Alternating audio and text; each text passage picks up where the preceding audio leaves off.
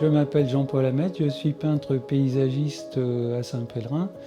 Donc je me définirais plus comme un figuratif dans le réalisme poétique de la nature qui est la motivation de ma passion. J'ai commencé à peindre en 1973 et j'ai ouvert mon atelier galerie ici en 2005. C'est ma grand-mère, quand j'étais jeune, qui m'a demandé de reproduire un tableau de maître, et puis ce que j'ai pas trop mal réussi, quoi. Et donc après, j'ai toujours, sur cette lancée, continué à peindre. Je fais plusieurs photos sur le site pour déjà, après, dessiner mon tableau, bien sûr le mettre au format, et puis après l'équilibrer au niveau des masses. Je travaille les photos dans Photoshop, et après j'ai plusieurs imprimantes pour tirer plusieurs exemplaires, et puis bon, à la longue, j'ai la mémoire visuelle qui s'est installée. Il n'y a pas beaucoup d'ombre noire là.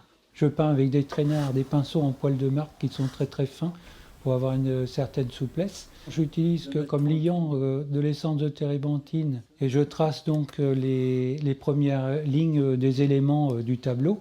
La deuxième étape, je retravaillerai plus en détail les couleurs, et puis après à la troisième phase, troisième étape je veux dire, c'est là que je vais faire une superposition de couleurs pour avoir justement la décomposition de la lumière dans le tableau.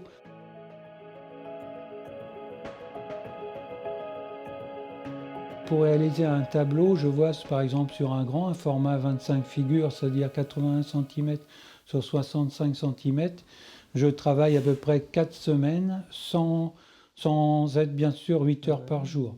Mais le tableau n'est pas fini, vous voyez. Quand on aime, on ne compte pas. On compte pas son temps, on compte pas ses heures, parce que c'est vraiment une passion, quoi.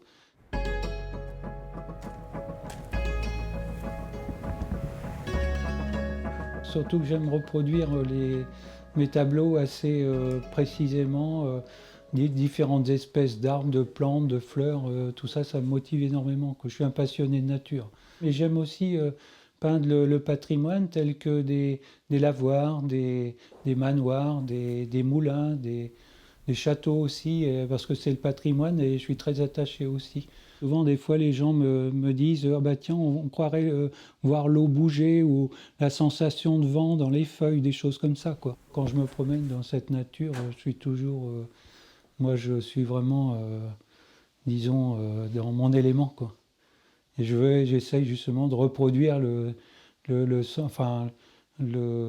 que j'ai ressenti, quoi, sur la toile.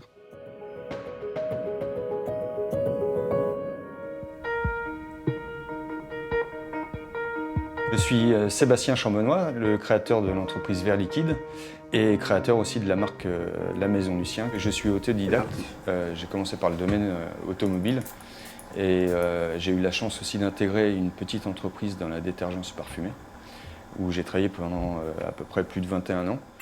Et j'ai donc décidé de créer l'entreprise Vert Liquide après un licenciement.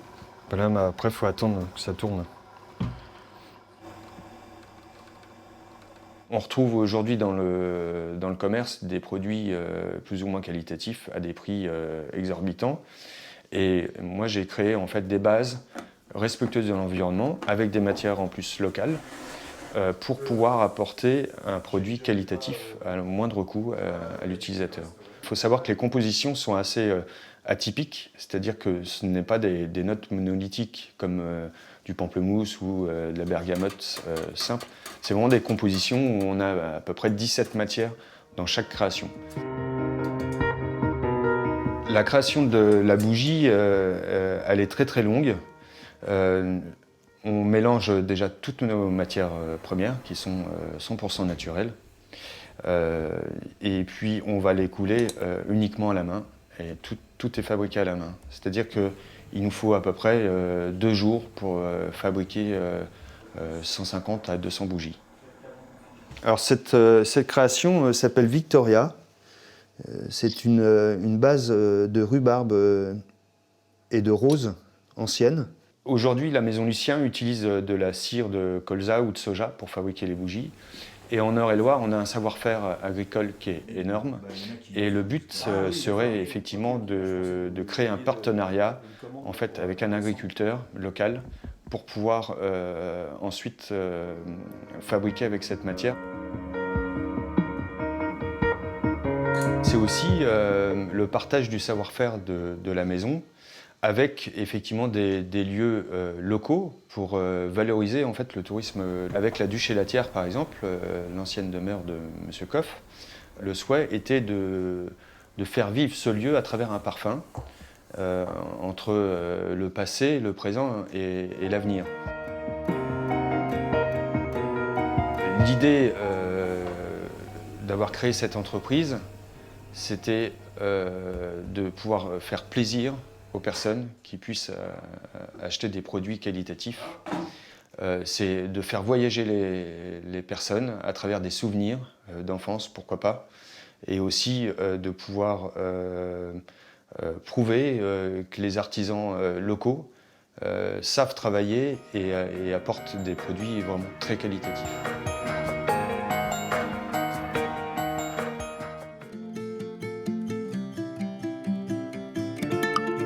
Je suis Isabelle Joly, présidente de l'association Les Échappés.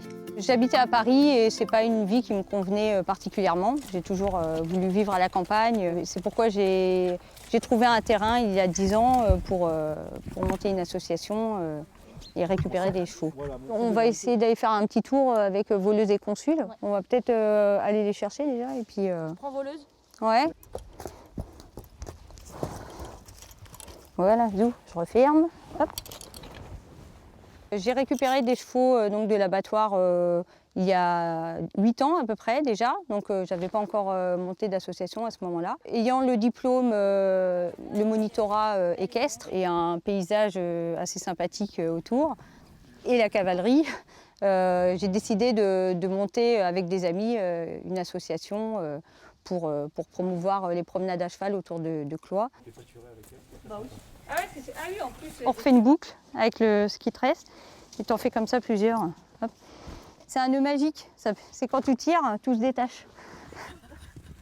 En fait, je récupère essentiellement des équidés. Donc on a ici 7 chevaux, un poney et 2 ânes. Viens Cadichon, viens. Viens Loulou. Oh, bah t'es peureuse toi. Hein. Hop. On va lui pousser les fesses. On fait toujours attention hein, quand on passe derrière quand même. Eux ils sont gentils, hein, mais bon.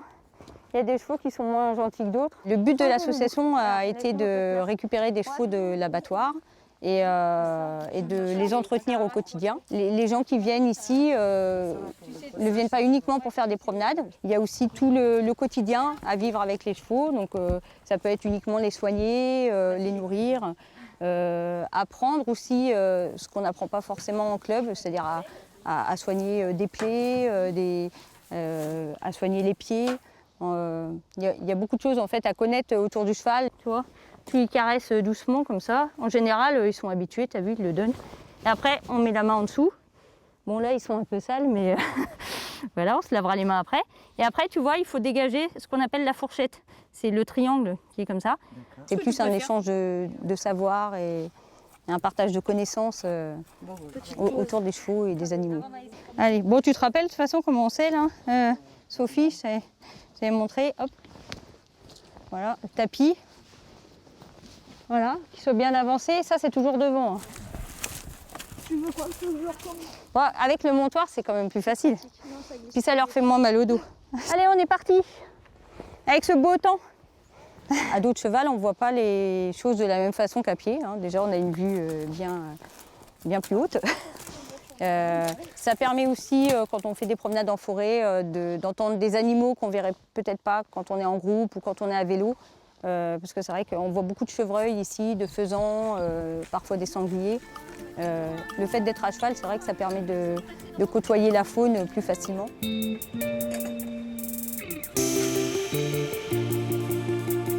Je suis Magali Châtaillet-Jonon, j'ai créé un food truck de cuisine traditionnelle.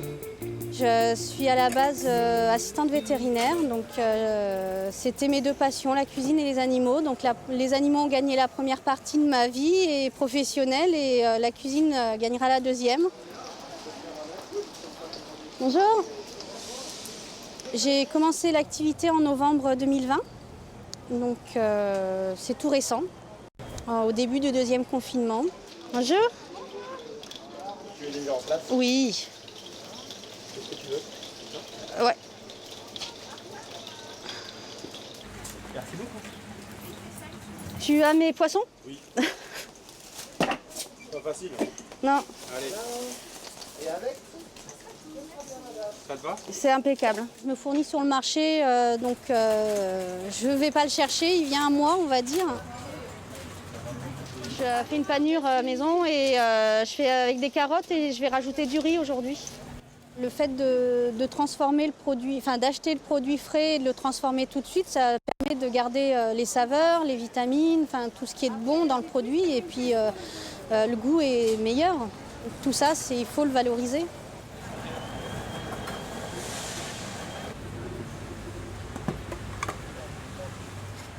Je la mets de l'autre côté. Je vais faire le caramel pour mettre dessus. Ça, j'y range.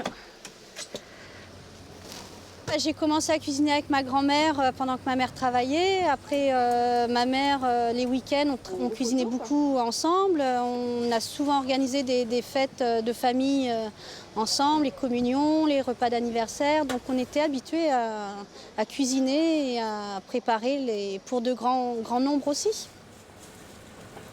C'est de la cuisine familiale, faite comme je la ferais pour mes enfants, voilà, sans chichi. Moi, j'aime cuisiner, ça me permet de m'évader, d'être dans mon monde. C'est un de vous, le poisson? Ouais, c'est bon. C'est vous? Il y a riz ou carottes? Est-ce que je mets les deux, l'un ou l'autre? Les carottes comment? En tagliatelle, donc elles sont cuites à l'eau et puis après elles sont revenues avec de l'huile d'olive et Un petit peu des deux. un petit peu des deux. J'ai reçu un compliment d'une personne qui m'a marqué sur Facebook qu'il avait redécouvert les carottes râpées grâce à moi et ça fait plaisir, voilà, ce genre de commentaires. Moi, j'avoue, je les connais. Hein. Ouais. Lui, c'est mon fils. Hein. Le but aussi, c'est de faire découvrir aux personnes qu'il y a des produits locaux, qu'il y en a beaucoup, et de les transformer dans un food truck, dans une cuisine ambulante, leur permet de les découvrir et peut-être après d'oser aller chercher directement chez le producteur, parce que quand on ne connaît pas, des fois, on a peur d'acheter. Alors là, je permets en fait aux producteurs de valoriser leurs produits